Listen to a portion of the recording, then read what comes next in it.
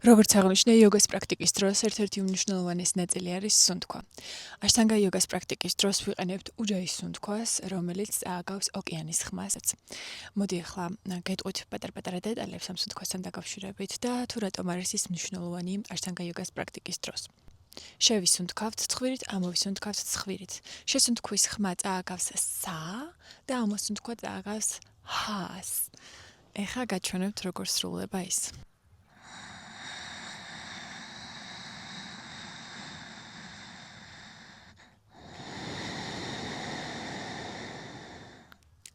სწორედ აი ასეთი ხელოვნება აქვს უჯაის სუნთქვა. მნიშვნელოვანია ამ სუნთქვის ტექნიკა გამომდინარე იქიდან, რომ ხმოვანება და ღრმა სუნთქვა ხელს უწყობს კონცენტრაციას და გარეგან ხმებს, რაც ჩვენ ირგვლივ ხდება, აღარ ვაქცევთ ყურადღებას.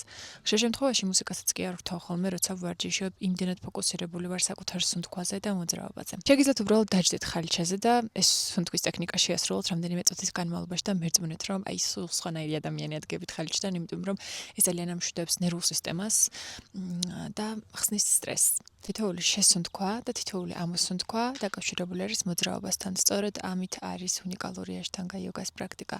ყოველი პრაქტიკის დროს ასრულებ ერთი და იგივე ასანებს. ბევრს გონია, რომ ეს არის მოსაწყენი, მოსაბეზრებელი, თუმცა სწორედ ეს არის აშტანგა იოგას ხიბლით, რომ ყოველი დღე იწყება პროგრესით, იმიტომ რომ წინა დღესთან შედარებით მეორე დღეს ვარჯიში ბევრად უფრო მარტივია. არის დღეები, როდესაც არ გამოგდის ყველაფერი იდეალურად, ყველაზე მარტივი ასანის შესრულებაც კი ხანდახან ძალიან დიდ შრომას და ძალისხმევას მოითხოვს, იმიტომ რომ შეიძლება უბრალოდ აყირავდე ხალიჩაზე, როგორც მე მიმართება ხოლმე სამკუთხედის პოზის შესრულების დროს.